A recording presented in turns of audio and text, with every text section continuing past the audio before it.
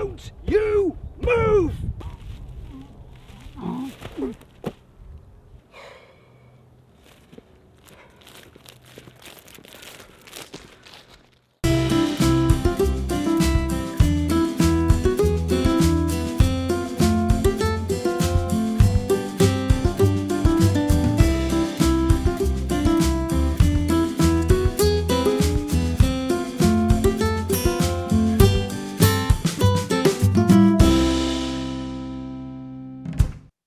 Well, hello everybody and welcome to Home Together.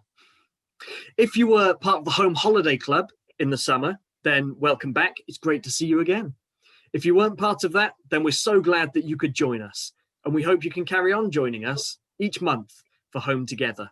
Looking forward to today's episode, Mark. But Mark, I have to ask you, what were you trying to do with those massive bales of straw in the middle of a field? It's a bit silly, really, but harvest has kind of come to an end. And I know it's been a difficult harvest for many farmers, so I thought I'd help out. I thought that maybe I could help them move the bales inside, ready for the winter. But as you saw, turns out I'm not strong enough. Can't move them myself. Did you really think you could shift them? I mean, kind of obvious. That was a massive, I mean, they're really heavy, aren't they? I know, but, you know, in the moment. I know. Well, well done for trying anyway. It was funny to watch. Good. Stuart, doing all that, it got me thinking about things being difficult to do, not being strong enough. I was also thinking about harvest. And it all reminded me of a story from the Bible, a story about someone called Joseph. He faced lots of difficult times, and he ended up helping out with harvests to prepare for a famine, which is a time when not enough food can grow and people don't have enough to eat. I think it would be great if we told that story. It's a good story, yeah. Great story. But before we get to that, it's challenge time. Our challenge today, everybody, is blindfolded Pictionary. The idea is that you draw a picture for the other person playing to guess, except while you're drawing, you are blindfolded and can't see what you're doing. Now, I have my brother-in-law John with us here today. Hi, John. Hi, Mark. Hi, everyone. John is going to go first. Why don't you see if you can guess what it is before I do? Go.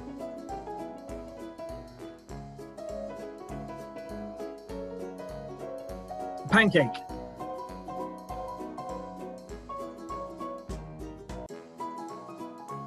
A bird. A bird? Oh no! It must. It's definitely not a bird. Apple. Oh, you're in the right. Yes, you're in the right zone. Maybe that'll help. Oh, maybe this will help actually. If I'm even in the right Peach. department. Yes. Hey, got it. Hey, mate, that's pretty good. Pretty good. That's a peach. Well, I wonder if you managed to guess John's picture before I got there. Now it's my turn. Blindfold on. Go. A line. Nope. A box. No, not a box. A sink. No, I think. Oh. From this angle, it looks. Hey, is it a car? It is a car. Yes. Yes, got it. Definitely a 1980s Volvo, I think. Okay, let's go with round two. Right, John, blindfold up. Ready. Off you go.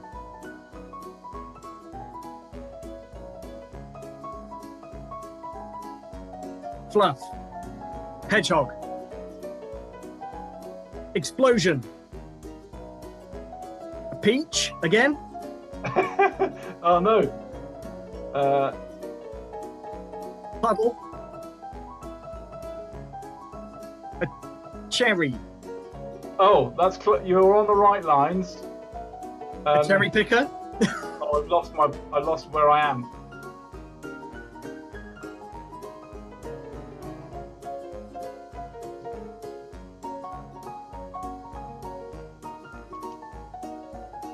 I'm not sure what this is, John.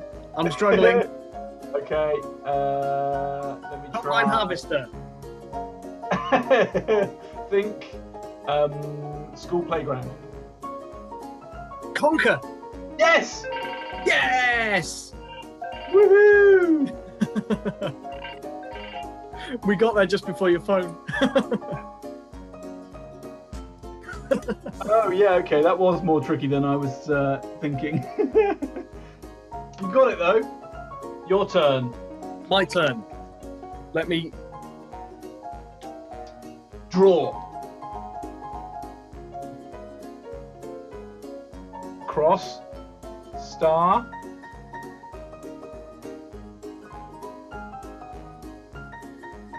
Oh, Holly?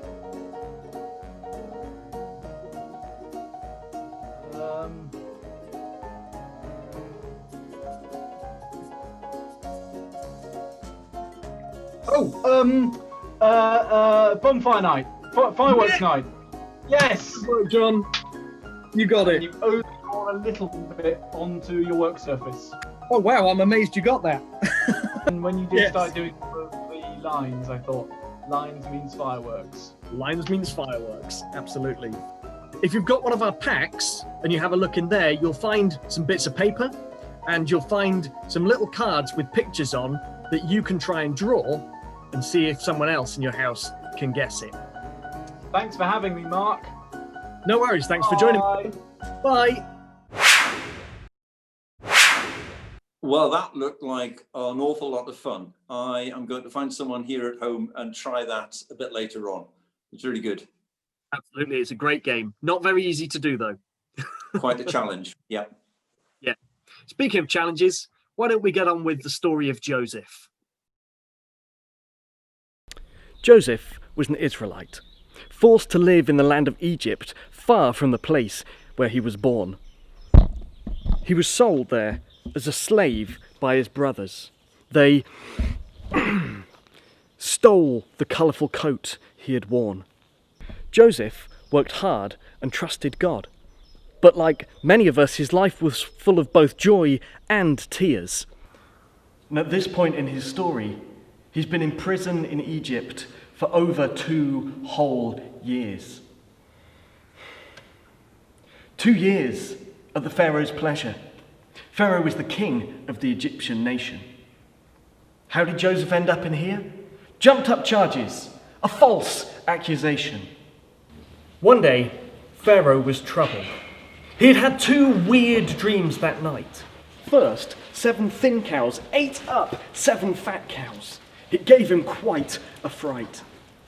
Then, 7 scrawny ears of grain consumed 7 healthy ears. Can anybody tell me what this means? He asked. Can anyone settle my fears? His magicians and advisors thought and thought, but they didn't have a clue. Then, the king's cupbearer spoke up. Your Majesty, I think I know the man for you. There's a man that I met in prison, a man I admit I forgot. He once told me the meaning of a dream I had had, and it came true, the whole lot. So Joseph was brought before Pharaoh, after a pretty good clean. Young man, said the king, I hear you can bring the meaning of my dream. No, said Joseph, no I can't, but God will give an answer to you. You saw 7 thin cows eat up 7 fat ones, and similar with grain too. There'll be 7 years of plenty. You'll harvest more and more and more. But after that, 7 years of famine are in store. The wisest thing is to plan ahead. The plan so no one starves is to store as much as possible in the next good years of harvest. Pharaoh exclaimed, I am amazed. God is with you, and you are truly wise. I declare that you are second in command, and chief of our supplies. As Joseph heard God, it all came to pass. 7 good years, 7 bad. But in Egypt and beyond, there was food all round, thanks to this Israelite lad. Well, that was an interesting story. And Joseph is a famous Bible character, isn't he? Some people might have heard of him already. I think he's famous for that coat of many colours that he had. And that was one of the things that made his brothers jealous of him. So they tried to get rid of him. Didn't they leave him for dead? And then he got picked up by some Egyptian merchants. And that's how he ended up as a slave in Egypt. And then, as we heard in the story, he was put in prison for something that he hadn't done. And he ended up having to help the whole country through a difficult time of famine when there was no food in the land. And he was, in fact, a really important character in the bigger story of the Bible, because when he became the prime minister, second in command, and saved the Pharaoh's people from famine with his good advice, he ended up being able to protect his own family, his father Jacob and his 11 brothers. And they played a big part in the whole story of God's people and were actually ancestors of Jesus himself. Not, of course, that he knew that part of it, but he did have a very challenging and a very interesting life. And Mark, just thinking about the challenge in that story, I'm just going back to the beginning. Did you ever get anywhere shifting those bales that you were trying to move on the farm? Well, So earlier I discovered that I wasn't strong enough to move those bales. I needed help. I needed help from someone with one of these. I may not have been strong enough to move those bales on my own, but moving those bales is completely possible with help from something with a lot more strength than me. In our story, Joseph faced many very difficult things that he probably felt he wasn't strong enough for. But Joseph understood that he needed help. He knew that he couldn't do it by himself. He needed help from someone much stronger. Joseph even said to the Pharaoh that he couldn't tell him the meaning of his dream. But he also told Pharaoh that God would do it. We all need help when we face difficult times. Help from those around us. As Christians understand, ultimately, help from God to be strong and to keep on going. And we can get through these times, and we can do things that we are not strong enough for. now, we all face things that are too difficult for us to do on our own. And I'm wondering, at these times and facing these things, where does your help come from? Now, if you've got one of our packs, you'll find in there a piece of paper with a picture of a hand on it. What we'd like you to do is write or draw places where our help comes from and people that help us when times are difficult and there are things that we can't do by ourselves. You can have a go at this later, or you could pause the video here and go and do that right now. Help can come from lots of different places and from lots of different people.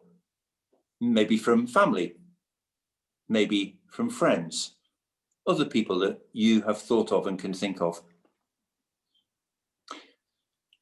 Christians believe that ultimately God is our helper in times of trouble or challenge, and he may well work through situations and people for us, just as he did for Joseph. I'd like to finish this little bit by saying a prayer. It's just talking to God. If you want to make this a prayer as well, you can say Amen at the end. It's an ancient word that means I agree with what you've said. Dear God, thank you for the story of Joseph. Help us to learn, like he did, that you can be our help when we're in need or in times of difficulty, when we're facing big problems, like the bale of hay. Help us to see how you work through people and situations to help us. and please use us to be a help to others as well. Amen. Amen. Well, that's us done for now. We hope to see you next month. But if you hold on for a moment, Sarah's got a couple of activities that you can have a go at yourselves.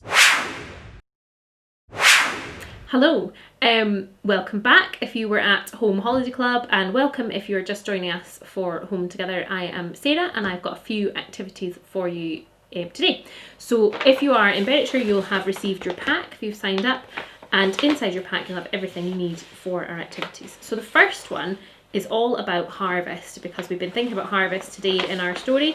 So we are going to do a little bit of growing. So in your pack you should have some cotton wool. Now in this packet are cress seeds. You might have grown some cress before. I think they are the easiest plants to grow, which is why we've picked these. So what you need to do is get a little plate or a saucer or something that you've got at home. Pop your cotton wool on top.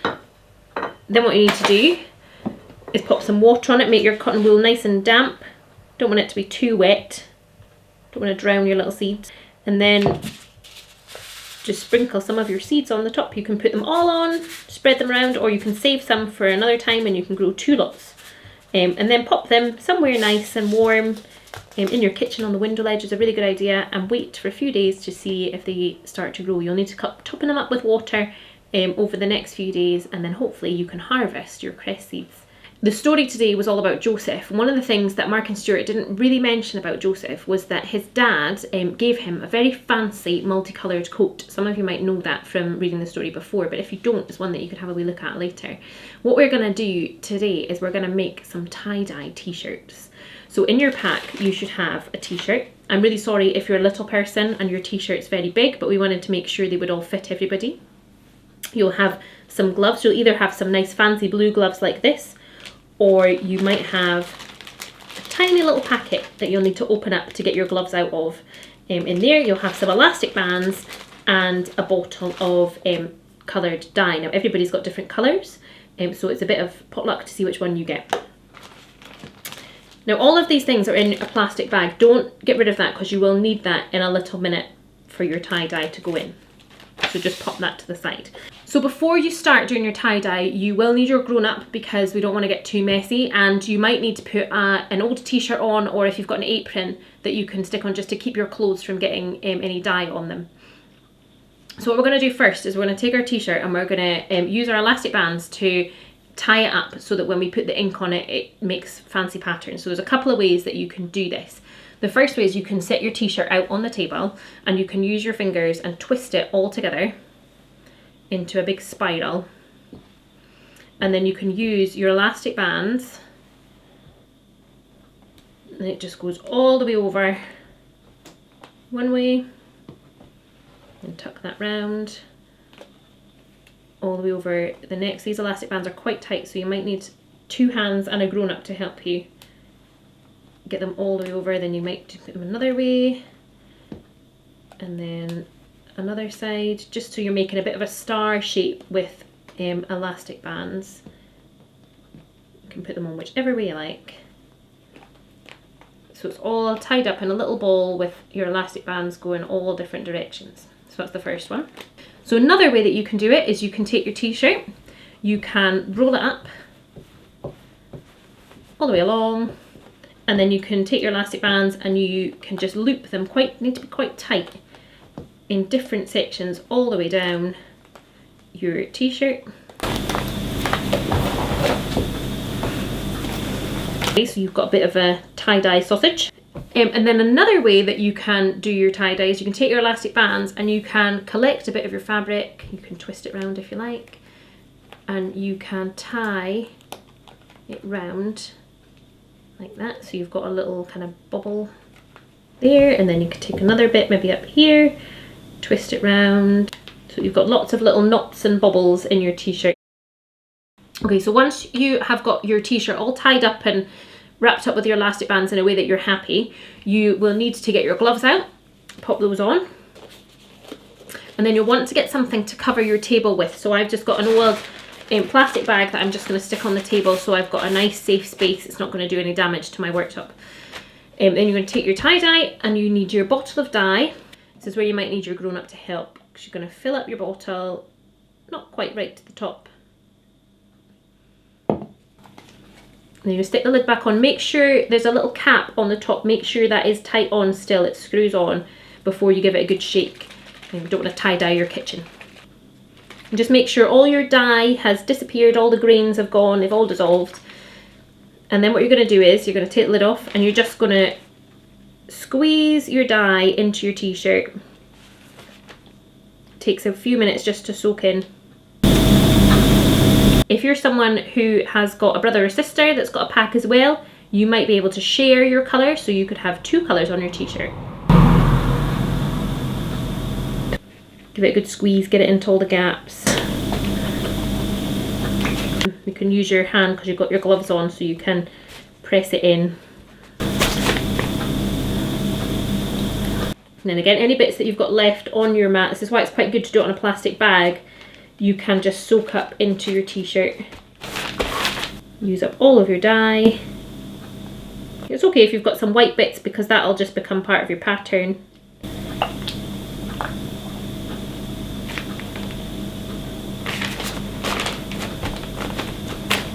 So once you've got rid of all your dye, make sure it's all soaked in nice. Then it's where you might need to get your grown-up to help you because your hands will all be covered in dye. Take your bag and pop your t-shirt back in. Seal it up. And you're going to leave it in that bag overnight. Then the next day, you can take it out. It'll still be wet, so maybe be careful, or if you've got another spare pair of gloves, you can put those on. Take your elastic bands off. Pop it in the washing machine with nothing else in. Give it a quick wash, let it dry, and then you're good to go. We can see your fancy t-shirts out and about. So hope you've enjoyed today's story and activities for our Home Together session. We will be back next month with another story. If you'd like to show us what you've been up to, your creations, your t-shirts, your crest growing, or anything else that you've been doing with Home Together, we'd love to see your pictures. Your grown-up can join our Facebook group, or if you don't have Facebook, they can email them to us, and hopefully we'll be able to show some of your pictures in next month's video. We'll see you again soon. Bye!